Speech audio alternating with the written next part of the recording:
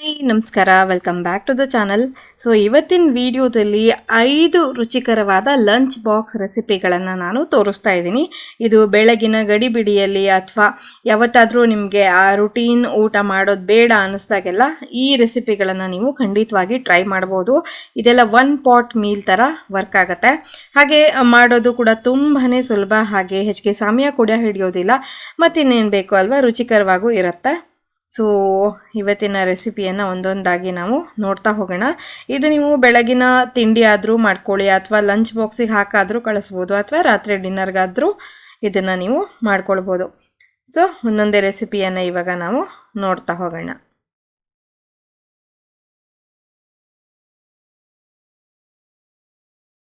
ಇವತ್ತಿನ ಮೊದಲನೇ recipe garlic fried rice. ಮೊದಲನೇದಾಗಿ ನಾನು ಒಂದು ಕುಟ್ಟಾಣಿಗೆ ಸುಮಾರು ಒಂದು 15-20 ಬೆಳ್ಳುಳ್ಳಿಗಳನ್ನು ತೊಗೊಂಡಿದ್ದೀನಿ. ನಂತರ ಒಂದು 5-6 ಹಸಿರು ಮೆಣಸಿನ್ಕಾಯಿಯನ್ನು ಹಾಕ್ಕೊಂಡು ಇದನ್ನು ಕುಟ್ಬಿಟ್ಟು ಸೈಡಿಗೆ ಇಟ್ಕೊಳ್ತಾ ಇದ್ದೀನಿ. ಹಸಿರು ಮೆಣಸಿನ್ಕಾಯಿ ನಿಮ್ಮ ಖಾರದ ಅಪೇಕ್ಷೆ ನೋಡಿಬಿಟ್ಟು ನೀವು ತಗೊಳ್ಳಿ. ಸೊ ಈಗ ನೋಡಿ ಈ ಥರ ಆಗಿದೆ. ನೀವು ಕುಟ್ಟಾಣಿಯಲ್ಲಿ ಇಲ್ಲದೆ ಇದ್ದರೆ ಮಿಕ್ಸರ್ನಲ್ಲಿ ಕೂಡ ಈ ಥರ ತರತರಿ ಮಾಡಿ ಇಟ್ಕೊಳ್ಬೋದು. ನಂತರ ಒಂದು ಪ್ಯಾನ್ಗೆ 1 ಟೇಬಲ್ ಚಮಚ ಎಣ್ಣೆ ಮತ್ತು ಉದ್ದಿನಬೇಳೆ, ಸಾಸಿವೆ ಇದಿಷ್ಟನ್ನು ಹಾಕ್ಕೊಂಡಿದ್ದೀನಿ. ಈಗ ಒಗ್ಗರಣೆ ಬೆಂದ ನಂತರ ನಾವು ಕ್ರಷ್ ಮಾಡಿ ಇಟ್ಕೊಂಡಿದ್ವಲ್ಲ ಬೆಳ್ಳುಳ್ಳಿ ಮತ್ತು ಹಸಿರು ಮೆಣಸು, ಅದನ್ನು ಹಾಕ್ಕೊಂಡಿದ್ದೀನಿ. ಇಲ್ಲಿ ಬೆಳ್ಳುಳ್ಳಿಯ ಹಸಿ ಪರಿಮಳ ಏನು ಬರುತ್ತೆ ಅದು ಹೋಗೋ ತನಕ ಇಲ್ಲಿ ಹುರ್ಕೊಳ್ಬೇಕಾಗುತ್ತೆ. ಒಂದು 2-3 ನಿಮಿಷ ಈ ಥರ ಹುರಿದ್ರೆ ತುಂಬ ಚೆನ್ನಾಗಿ ಘಮ್ ಅನ್ನುವ ಬೆಳ್ಳುಳ್ಳಿಯ ಪರಿಮಳ ಬರುತ್ತೆ. ಸೊ ಅಲ್ಲಿ ತನಕ ನಾವು ಹುರ್ಕೊಳ್ಬೇಕು. ಈಗ ನಾನು ಅನ್ನ ಮಾಡಿಟ್ಕೊಂಡಿದ್ದೀನಿ ಮುಂಚೆನೇ, ಸೊ ಅದನ್ನು ಇದಕ್ಕೆ ಹಾಕ್ಕೊಂಡು ಮಿಕ್ಸ್ ಮಾಡ್ಕೊಳ್ತೀನಿ. ನಂತರ ರುಚಿಗೆ ತಕ್ಕಷ್ಟು ಉಪ್ಪು ಮತ್ತು ಲಿಂಬೆ ರಸವನ್ನು ಬಳಸಬೇಕು. ಇದಕ್ಕೆ ಹುಳಿಗೆ ನೀವು ಹುಣಸೆ ಹಣ್ಣಿನ ರಸ ಅಥವಾ ಮತ್ತು ಯಾವುದೇ ಥರದ ಹುಳಿ ಅಷ್ಟು ಚೆನ್ನಾಗಾಗೋದಿಲ್ಲ. ಸೊ ಇದಕ್ಕೆ ಆದಷ್ಟು ಲಿಂಬೆ ಹಣ್ಣಿನ ರಸವನ್ನು ಬಳಸಬೇಕು. ಸೊ ಇವೆಲ್ಲವನ್ನು ಹಾಕಿ ನೀಟಾಗಿ ಮಿಕ್ಸ್ ಮಾಡಬೇಕು. ಮಿಕ್ಸ್ ಮಾಡಿದ ನಂತರ ಕೊತ್ತಂಬರಿ ಸೊಪ್ಪಿನಿಂದ ಗಾರ್ನಿಷ್ ಮಾಡಿಕೊಂಡ್ರೆ ಆಯಿತು. ತುಂಬ ಟೇಸ್ಟಿಯಾಗಿ ಬರುತ್ತೆ, ಮತ್ತು ಅದಕ್ಕೊಂದು ಅರೋಮಾ ಅಂತ ಏನಿರುತ್ತೆ ಬೆಳ್ಳುಳ್ಳಿಗೆ ಸಿಕ್ಕಾಪಟ್ಟೆ ಚೆನ್ನಾಗಿ ಅನಿಸುತ್ತೆ ತಿನ್ನೋದಕ್ಕೆ. ಎಸ್ಪೆಷಲಿ ಬೆಳ್ಳುಳ್ಳಿ ಫ್ಲೇವರ್ ಇಷ್ಟಪಡೋರಿಗೆಲ್ಲ ಈ ರೈಸು ಹೇಳಿ ಮಾಡಿಸಿರುವಂಥದ್ದು. ದಿಢೀರಂತ ಆಗಿಬಿಡತ್ತೆ. ಸೊ ಖಂಡಿತವಾಗಿ ನೀವು ಒಮ್ಮೆ ಈ ರೆಸಿಪಿಯನ್ನು ಟ್ರೈ ಮಾಡಿ ನೋಡಿ. ಈ ಥರ ಕಾಣಿಸುತ್ತೆ. ಆ್ಯಕ್ಚುಲಿ ನೀವು ಒಗ್ಗರಣೆಗೆ ಬೇಕು ಅನಿಸಿದ್ರೆ ಒಂದು ಅರ್ಧ ಚಮಚ ಆಗೋಷ್ಟು ಅರಿಶಿಣದ ಪುಡಿಯನ್ನು ಕೂಡ ಸೇರಿಸ್ಕೊಳ್ಬಹುದು. ನನಗೆ ಈ ಥರ ವೈಟಾಗಿ ಇರಲಿ ಅಂತ ಅನ್ನಿಸ್ತು, ಸೊ ನಾನು ಹೀಗೆ ಬಿಟ್ಟಿದ್ದೀನಿ. ನೋಡಿ, ರುಚಿಯಾದ ಗಾರ್ಲಿಕ್ ಫ್ರೈಡ್ ರೈಸ್ ತಿನ್ನೋದಕ್ಕೆ ಸಿದ್ಧ. ಇದನ್ನು ನೀವು ಮೊಸರು ಅಥವಾ ರಾಯ್ತ ಅಥವಾ ಉಪ್ಪಿನಕಾಯಿ ಜೊತೆ ಸರ್ವ್ ಮಾಡ್ಬೋದು. ತುಂಬಾ ಟೇಸ್ಟಿಯಾಗಿ ಬರುತ್ತೆ. ಟ್ರೈ ಮಾಡಿ ನೋಡಿ. ಸೊ ಇವತ್ತಿನ 2ನೇ ರೆಸಿಪಿ ಕಡೆಗೆ ಹೋಗೋಣ. 2ನೇ ರೆಸಿಪಿ ಇವತ್ತು ಪುದೀನ ರೈಸ್ ಬಾತ್.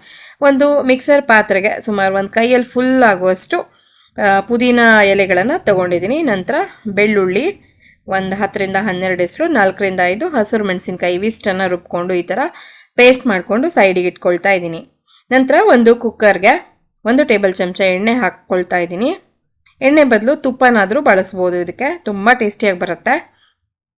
ನಂತರ 2 ಲವಂಗ, 2 ಮರಾಠಿ ಮೊಗ್ಗಿನ ಚೂರುಗಳು, ಹಾಗೆ 1 ಏಲಕ್ಕಿ ಇದಿಷ್ಟನ್ನು ಹಾಕ್ಕೊಂಡು ಗಮ್ ಅಂತ ಪರಿಮಳ ಬರೋ ತನಕ ಹುರ್ಕೊಳ್ತಾ ಇದ್ದೀನಿ. ನಂತರ 1 ಈರುಳ್ಳಿಯನ್ನು ಈ ಥರ ಹೆಚ್ಚಿಟ್ಕೊಂಡಿರೋದನ್ನು ಹಾಕ್ಕೊಂಡು ಅದು ಸ್ವಲ್ಪ ಬಾಡೋ ತನಕ ಹುರ್ಕೊಳ್ತಾ ಇದ್ದೀನಿ. ಈಗ ಈರುಳ್ಳಿ ಬಾಡಿದ್ದು ಕಾಣಿಸ್ತಾ ಇದೆ. ನಂತರ ನಾನು ರುಬ್ಬಿಟ್ಕೊಂಡಿದ್ನಲ್ಲ ಮಸಾಲೆ ಪೇಸ್ಟು, ಅದನ್ನು ಸೇರಿಸ್ಕೊಂಡೆ. ಇದರ ಹಸಿ ಪರಿಮಳ ಬರೋ ತನಕ 1-2 ನಿಮಿಷ ಈ ಥರ ಹುರ್ಕೊಳ್ತಾ ಇದ್ದೀನಿ. ಈಗ ಇದು ರೆಡಿ ಇದೆ. ನಾನು ಇಲ್ಲಿ ಅಕ್ಕಿಯನ್ನು ತೊಳೆದು ಇಟ್ಕೊಂಡಿದ್ದೆ, ಸೊ ಅದನ್ನು ಇದಕ್ಕೆ ಸೇರಿಸ್ಕೊಳ್ತಾ ಇದ್ದೀನಿ. ಅಕ್ಕಿ ಮತ್ತು ನೀರಿನ ಪ್ರಮಾಣ 1:2 ಇರಬೇಕು. ಸೊ ಈಗ ರುಚಿಗೆ ತಕ್ಕಷ್ಟು ಉಪ್ಪನ್ನು ಕೂಡ ಸೇರಿಸ್ಕೊಳ್ತಾ ಇದ್ದೀನಿ.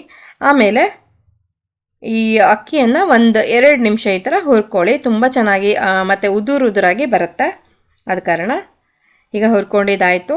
2 ಹಸಿರು ಮೆಣಸಿನ್ಕಾಯಿಯನ್ನು ನಾನಿಲ್ಲಿ ಮುರಿದು ಹಾಕ್ಕೊಳ್ತಾ ಇದ್ದೀನಿ. ಇದು ಆಪ್ಷನಲ್, ಬಟ್ ಹಾಕ್ಕೊಂಡ್ರೆ ಒಂಥರ ಡಿಫ್ರೆಂಟ್ ಟೇಸ್ಟ್ ಬರುತ್ತೆ.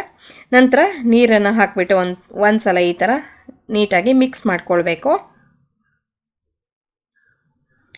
ಕೊನೆಯಲ್ಲಿ 1 ಚಮಚ ಆಗುವಷ್ಟು ಸಕ್ಕರೆಯನ್ನು ಸೇರಿಸ್ಕೊಂಡೆ. ನಂತರ ಒಂದು ಅರ್ಧ ಚಮಚ ಆಗುವಷ್ಟು ಅರಿಶಿಣದ ಪುಡಿ, ಇದನ್ನು ಹಾಕೋದ್ರಿಂದ ಒಂಥರ ಕಲರ್ ಚೆನ್ನಾಗಿ ಬರುತ್ತೆ, ಅದಕ್ಕೋಸ್ಕರ.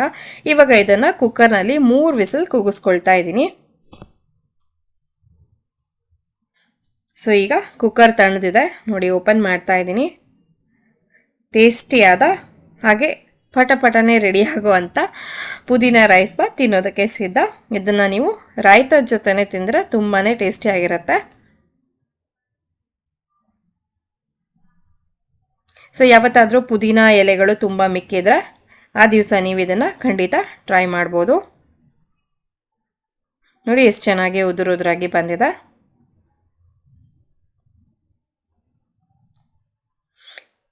ಇದನ್ನು ರಾಯ್ತದ ಜೊತೆ ತಿಂದರೆ ಟೇಸ್ಟಿಯಾಗಿ ಇರುತ್ತೆ, ಇಲ್ಲಾಂದರೆ ನಾರ್ಮಲ್ ಮೊಸರು ಜೊತೆ ಕೂಡ ತಿನ್ಬೋದು. ಸೊ ಇವತ್ತಿನ 3ನೇ ರೆಸಿಪಿ ಕಡೆಗೆ ಹೋಗೋಣ. ಇದು ಟೊಮೆಟೊ ರೈಸ್ ಬಾತ್. ಒಂದು ಮಿಕ್ಸರ್ ಜಾರ್ಗೆ 1/4 ಕಡಿ ಆಗೋಷ್ಟು ತೆಂಗಿನ ತುರಿ, 2 ಲವಂಗ, 2 ಏಲಕ್ಕಿ, ಹಾಗೆ 2 ಮರಾಠಿ ಮೊಗ್ಗು ಅಥವಾ ಚಕ್ಕೆ ಪೀಸ್ಗಳನ್ನು ಹಾಕ್ಕೊಳ್ಬೋದು. ನಂತರ ಕೊತ್ತಂಬರಿ ಸೊಪ್ಪು ಸ್ವಲ್ಪ ಜಾಸ್ತಿನೇ ಹಾಕ್ಕೊಳ್ಳಿ, ತುಂಬ ಚೆನ್ನಾಗಿರುತ್ತೆ ಫ್ಲೇವರು. ನಂತರ ಹಸಿರು ಮೆಣಸಿನ್ಕಾಯಿ 3 ಹಾಕ್ಕೊಂಡಿದ್ದೀನಿ. ಸ್ವಲ್ಪ ಹುಣಸೆ ಹಣ್ಣು, ಇದಿಷ್ಟನ್ನು ಹಾಕ್ಕೊಂಡು ಒಂಚೂರು ನೀರು ಸೇರಿಸ್ಬಿಟ್ಟು ಇದನ್ನು ಪೇಸ್ಟ್ ಥರ ರೆಡಿ ಮಾಡಿ ಸೈಡಿಗೆ ಇಟ್ಕೊಳ್ತಾ ಇದ್ದೀನಿ. ಸೊ ನಮ್ಮ ಮಸಾಲೆ ರೆಡಿ ಆಯಿತು. ಈಗ ಒಂದು ಪ್ಯಾನ್ಗೆ 1 ಟೇಬಲ್ ಚಮಚ ಎಣ್ಣೆಯನ್ನು ಸೇರಿಸ್ಕೊಳ್ತಾ ಇದ್ದೀನಿ.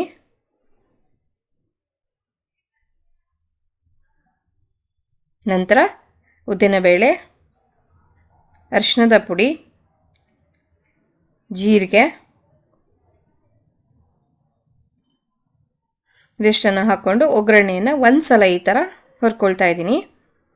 ಈಗ ಇದಕ್ಕೆ ಸಣ್ಣಗೆ ಹೆಚ್ಕೊಂಡಿರುವ ಕರಿಬೇವಿನ ಎಲೆ, ನಂತರ 2 ಏಲಕ್ಕಿ, 2 ಲವಂಗ, ಹಾಗೆ 2 ಪೀಸ್ ಚಕ್ಕೆ ಇದನ್ನು ಹಾಕ್ಕೊಂಡಿದ್ದೀನಿ. ಇದು ಆಪ್ಷನಲ್. ನಂತರ 1 ಈರುಳ್ಳಿಯನ್ನು ದೊಡ್ಡಕ್ಕೆ ಹೆಚ್ಕೊಂಡಿರೋದನ್ನು ಹಾಕ್ಕೊಳ್ತಾ ಇದ್ದೀನಿ. 3 ಟೊಮೆಟೊವನ್ನು ಇಲ್ಲಿ ಹಾಕ್ಕೊಂಡಿದ್ದೀನಿ. ಟೊಮೆಟೊ ಕ್ವಾಂಟಿಟಿ ಈರುಳ್ಳಿಗಿಂತ ಜಾಸ್ತಿ ಇರಬೇಕು, ಯಾಕಂದರೆ ಟೊಮೆಟೊ ರೈಸ್ ಬಾತ್ ಆಗಿರೋದ್ರಿಂದ ಸ್ವಲ್ಪ ಜಾಸ್ತಿ ಟೊಮೆಟೊ ಹಾಕ್ಕೊಂಡ್ರೆ ಫ್ಲೇವರ್ ತುಂಬ ಚೆನ್ನಾಗಿ ಬರುತ್ತೆ. ಸ್ವಲ್ಪ ಉಪ್ಪು ಹಾಕ್ಕೊಂಡು ಇಲ್ಲಿ ಟೊಮೆಟೊ ತುಂಬ ಸಾಫ್ಟ್ ಆಗಬೇಕು ಅಲ್ಲಿ ತನಕ ಈ ಥರ ಹುರ್ಕೊಳ್ತಾ ಇದ್ದೀನಿ.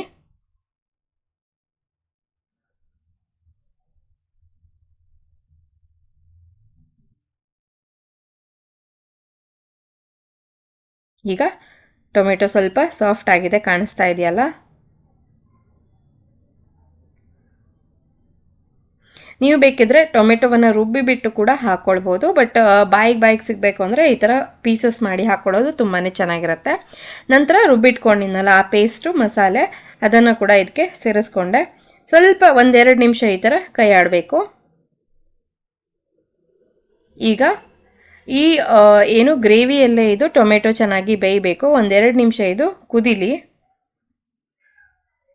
ಸೊ ಅದಕ್ಕಿಂತ ಮುಂಚೆ ನಾನಿಲ್ಲಿ ರುಚಿಗೆ ತಕ್ಕಷ್ಟು ಉಪ್ಪನ್ನು ಇವಾಗಲೇ ಸೇರಿಸ್ಕೊಳ್ತಾ ಇದ್ದೀನಿ. ನಂತರ 2 ಸ್ಪೂನ್ ಆಗುವಷ್ಟು ಸಕ್ಕರೆ.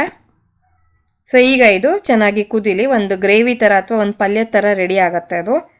ಸೊ ಆ ಗ್ರೇವಿಗೆ ನಾವು ಅನ್ನವನ್ನು ಮಿಕ್ಸ್ ಮಾಡಬೇಕು. ಈ ವಿಧಾನದಲ್ಲಿ ಮಾಡೋದ್ರಿಂದ ಟೊಮೆಟೊ ರೈಸ್ ಬಾತ್ ತುಂಬಾ ಟೇಸ್ಟಿಯಾಗಿ ಬರುತ್ತೆ.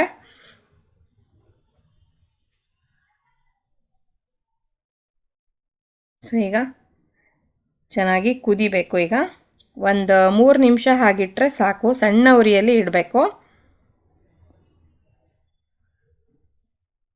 ಅನ್ನವನ್ನು ನಾನು ಈಗಾಗಲೇ ಕುಕ್ಕರ್ನಲ್ಲಿ ರೆಡಿ ಮಾಡಿ ಇಟ್ಕೊಂಡಿದ್ದೀನಿ. ಸೊ ನೋಡಿ ಇವಾಗ ಕುದೀತಾ ಇದೆ ಅಲ್ವಾ, ಇವಾಗ ಅನ್ನವನ್ನು ಹಾಕಿಬಿಟ್ಟು ಮಿಕ್ಸ್ ಮಾಡೋಣ.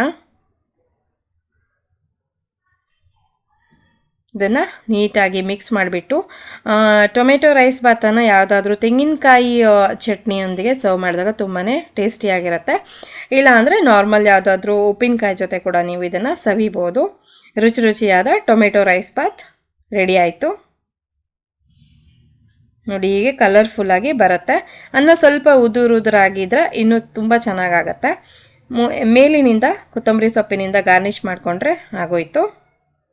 ನೋಡಿ ಎಷ್ಟು ಚೆನ್ನಾಗಿ ಕಾಣಿಸ್ತಾ ಇದೆ. ಸೊ ಇವತ್ತಿನ 4ನೇ ರೆಸಿಪಿ ಕಡೆಗೆ ಹೋಗೋಣ. ಇದು ವಾಂಗಿಬಾತ್ ಅಥವಾ ಬ್ರಿಂಜಾಲ್ ರೈಸ್ ಅಂತ ಹೇಳ್ತಾರಲ್ಲ ಅದು. ಒಂದು ಪ್ಯಾನ್ಗೆ 1 ಟೇಬಲ್ ಚಮಚ ಆಗುವಷ್ಟು ಎಣ್ಣೆಯನ್ನು ಹಾಕ್ಕೊಂಡಿದ್ದೀನಿ. ನಂತರ ಉದ್ದಿನಬೇಳೆ, ಸಾಸಿವೆ, ಆಮೇಲೆ ಒಂದು ಕೈಯಲ್ಲಿ ಫುಲ್ ಆಗುವಷ್ಟು ಶೇಂಗಾ ಬೀಜಗಳನ್ನು ಹಾಕ್ಕೊಂಡಿದ್ದೀನಿ. ಶೇಂಗಾ ಚೆನ್ನಾಗಿ ಬೇಯಬೇಕು, ಅಲ್ಲಿ ತನಕ ಈ ಥರ ಹುರ್ಕೊಳ್ತಾ ಇದ್ದೀನಿ. ಈಗ ಕರಿಬೇವಿನ ಎಲೆಗಳು ಒಂದು ಅರ್ಧ ಕೈಯಲ್ಲಿ ಫುಲ್ ಆಗುವಷ್ಟು ತಗೊಂಡಿದ್ದೀನಿ.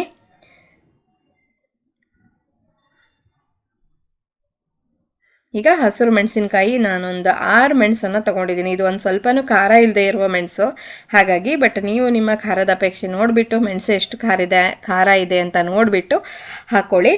ನಂತರ ಒಂದು 1/4 ಕಡಿಯಾಗುವಷ್ಟು ತೆಂಗಿನ ತುರಿಯನ್ನು ಇಲ್ಲಿ ಸೇರಿಸ್ಕೊಂಡೆ. ತೆಂಗಿನ ತುರಿ ಕೂಡ ಚೆನ್ನಾಗಿ ಈ ಥರ ಹುರ್ಕೊಳ್ಬೇಕು. ಈಗ ನಾನಿಲ್ಲಿ ಬದನೆಕಾಯಿಯನ್ನು ತೊಳೆದು ಹೆಚ್ಚಿಬಿಟ್ಟು ನೀರಲ್ಲಿ ಹಾಕಿ ಇಟ್ಕೊಂಡಿದ್ದೀನಿ. ನೀರಲ್ಲಿ ಹಾಕಿ ಇಡೋದ್ರಿಂದ ಅದು ಕಪ್ಪಗಾಗೋದನ್ನು ತಡೆಗಟ್ಬೋದು, ಅದಕ್ಕೋಸ್ಕರ ಈಗ ನೀರನ್ನೆಲ್ಲ ಹಿಂಡಿಬಿಟ್ಟು ಬದನೆಕಾಯಿಯನ್ನು ಪ್ಯಾನ್ಗೆ ಹಾಕ್ಕೊಳ್ತಾ ಇದ್ದೀನಿ. ನಂತರ ಒಂದು ಸ್ವಲ್ಪ ಉಪ್ಪನ್ನು ಹಾಕ್ಕೊಂಡು ಬದನೆಕಾಯಿ ಬಾಡಬೇಕು, ಅಲ್ಲಿ ತನಕ ಹುರ್ಕೊಳ್ಬೇಕು. ಇದೊಂದು 5 ನಿಮಿಷ ಹಿಡಿಯತ್ತೆ. ಈಗ ನಾನು ರೆಡಿಮೇಡ್ ವಾಂಗಿಬಾತ್ ಪೌಡರನ್ನು ಯೂಸ್ ಮಾಡ್ತಾ ಇದ್ದೀನಿ. 1 ಟೇಬಲ್ ಚಮಚ ಆಗುವಷ್ಟು ಇದೆ ಇದು. ಸೊ ಇದನ್ನು ಹಾಕ್ಕೊಂಡು ನಂತರ 1 ಚಮಚ ಆಗುವಷ್ಟು ಬೆಲ್ಲ, ಆಮೇಲೆ ಒಂದು ಸ್ವಲ್ಪ ಹುಣಸೆ ಹಣ್ಣಿನ ರಸ, ಇದಿಷ್ಟನ್ನು ಹಾಕ್ಕೊಂಡು ಒಂದು ಮುಕ್ಕಾಲು ಗ್ಲಾಸ್ ಆಗುವಷ್ಟು ನೀರನ್ನು ಸೇರಿಸ್ಕೊಳ್ಬೇಕು. ಒಂದು ಗ್ರೇವಿ ಕನ್ಸಿಸ್ಟೆನ್ಸಿಗೆ ತರಬೇಕು ನಾವಿದನ್ನು. ಆಮೇಲೆ ಅರ್ಧ ಚಮಚ ಆಗುವಷ್ಟು ಅರಿಶಿನ, ಇದಿಷ್ಟನ್ನು ಹಾಕ್ಕೊಂಡು ನೀಟಾಗಿ ಮಿಕ್ಸ್ ಮಾಡಬೇಕು. ನೋಡಿ ಇಲ್ಲಿ ಕಾಣಿಸ್ತಿದೆಯಲ್ಲ, ಒಂದು ಗ್ರೇವಿ ಥರ ಆಗುತ್ತೆ ಇದು. ಸೊ ಈ ಗ್ರೇವಿ ಕನ್ಸಿಸ್ಟೆನ್ಸಿ ಆಗಿರೋದು ಒಂದು ಸ್ವಲ್ಪ ಕುದಿಬೇಕು. ಒಂದು 10 ನಿಮಿಷ ಆದರೆ ಕುದಿಯೋದಕ್ಕೆ ಸ್ಟಾರ್ಟ್ ಆಗುತ್ತೆ. ಆವಾಗ ಬದನೆಕಾಯಿ ಕೂಡ ಎಲ್ಲ ಮಸಾಲೆಗಳನ್ನು ಹೀರ್ಕೊಂಡು ತುಂಬ ಟೇಸ್ಟಿಯಾಗಿ ಆಗುತ್ತೆ. ಸೊ ನೋಡಿ ಈ ಥರ ರೆಡಿ ಆಗಿದೆ. ಈಗ ನಾನು ಅನ್ನವನ್ನು ರೆಡಿ ಇಟ್ಕೊಂಡಿದ್ದೀನಿ. ಸೊ ಅನ್ನವನ್ನು ಇದಕ್ಕೆ ಮಿಕ್ಸ್ ಮಾಡ್ತೀನಿ. ಈಗ ಮೇಲಿನಿಂದ ಉಪ್ಪು ಬೇಕು ಅಂತ ಅನಿಸಿದ್ರೆ ಸೇರಿಸ್ಕೊಳ್ಬೋದು. ಒಂದು ಸಲ ಟೇಸ್ಟ್ ನೋಡಿಬಿಟ್ಟು ಸೇರಿಸ್ಕೊಳ್ಳೋದು ಒಳ್ಳೆಯದು.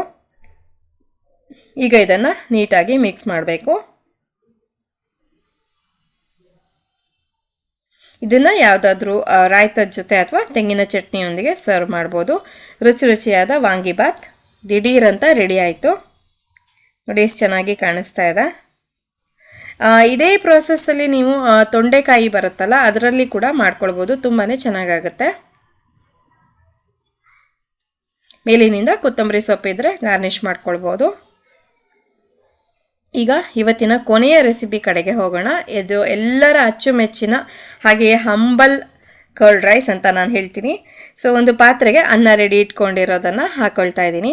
ನಂತರ ಇಲ್ಲಿ ಮೊಸರನ್ನು ಹಾಕಿಬಿಟ್ಟು ಕಲಿಸ್ಕೊಳ್ತಾ ಇದ್ದೀನಿ. ನನಗೆ ತುಂಬ ನೀರಾಗಿರುವ ಕರ್ಡ್ ರೈಸ್ ಬೇಕಾಗಿಲ್ಲ, ಹಾಗಾಗಿ ಸ್ವಲ್ಪ ಗಟ್ಟಿನೇ ಇಟ್ಕೊಳ್ತಾ ಇದ್ದೀನಿ. ರುಚಿಗೆ ತಕ್ಕಷ್ಟು ಉಪ್ಪನ್ನು ಸೇರಿಸ್ಕೊಂಡು ಇದನ್ನು ಒಂದು ಸಲ ಹೀಗೆ ಮಿಕ್ಸ್ ಮಾಡ್ಕೊಳ್ತಾ ಇದ್ದೀನಿ. ಕರ್ಡ್ ರೈಸ್ ಅಂತೂ ತುಂಬಾ ತಂಪಾಗಿರುತ್ತೆ. ಯಾವತ್ತಾದರೂ ತುಂಬ ಹೆವಿ ಫುಡ್ ತಿಂದ ದಿವಸ ನಾವು ಕರ್ಡ್ ರೈಸನ್ನು ಖಂಡಿತ ತಿನ್ಬೋದು. ನಂತರ ಇದಕ್ಕೆ ಕತ್ತರಿಸ್ಕೊಂಡಿರುವ ಶುಂಠಿ, ಕೊತ್ತಂಬರಿ ಸೊಪ್ಪು ಹಾಗೆ ಹಸಿರು ಮೆಣಸನ್ನು ಹಾಕ್ಕೊಂಡು ರೆಡಿ ಇಟ್ಕೊಂಡಿದ್ದೀನಿ. ಈಗ ಇದಕ್ಕೆ ಒಗ್ಗರಣೆ ರೆಡಿ ಮಾಡ್ಕೊಳ್ತೀನಿ. 1 ಟೇಬಲ್ ಚಮಚ ತುಪ್ಪವನ್ನು ಹಾಕ್ಕೊಂಡು ಅದಕ್ಕೆ ಒಂದು ಸ್ವಲ್ಪ ಗೋಡಂಬಿಯನ್ನು ಹಾಕ್ಕೊಂಡು ಗೋಡಂಬಿ ಸ್ವಲ್ಪ ಹುರಿಬೇಕು. ನಂತರ ಇದಕ್ಕೆ ಸಾಸಿವೆ, ಕರಿಬೇವಿನ ಎಲೆಗಳು, ಒಂದು ಸ್ವಲ್ಪ ಹಿಂಗು ಹಾಗೆ ಒಂದು ಕೆಂಪು ಮೆಣಸು, ಇದಿಷ್ಟನ್ನು ಹಾಕ್ಕೊಂಡು ಆ ಒಗ್ಗರಣೆಯನ್ನು ನಾವು ಕಲಸಿ ಇಟ್ಕೊಂಡಿದ್ವಲ್ಲ ಮೊಸರು ಹಾಕಿ ಅನ್ನವನ್ನು ಅದಕ್ಕೆ ಸೇರಿಸ್ಬೇಕು. ಸೊ ನೋಡಿ ಈ ಥರ ಚೆನ್ನಾಗಿ ಎಲ್ಲವನ್ನು ಹೊಂದಿಕೊಳ್ಳೋ ಅಂತೆ ಮಿಕ್ಸ್ ಮಾಡಬೇಕು. ಈಗ ಮೇಲಿನಿಂದ ಒಂದಷ್ಟು ದಾಳಿಂಬೆ ಬೀಜಗಳನ್ನು ಸೇರಿಸ್ಕೊಂಡ್ರೆ ಆಯಿತು. ರುಚಿಯಾದ ಕರ್ಡ್ ರೈಸ್ ತಿನ್ನೋದಕ್ಕೆ ಸಿದ್ಧ. ಸೊ ಇವತ್ತಿನ ಎಲ್ಲ ವಿಡಿಯೋಗಳು ನಿಮಗೆ ಹೇಗೆ ಅನ್ನಿಸ್ತು ಅನ್ನೋದನ್ನು ಖಂಡಿತ ಕಮೆಂಟ್ ಮಾಡಿ ತಿಳಿ.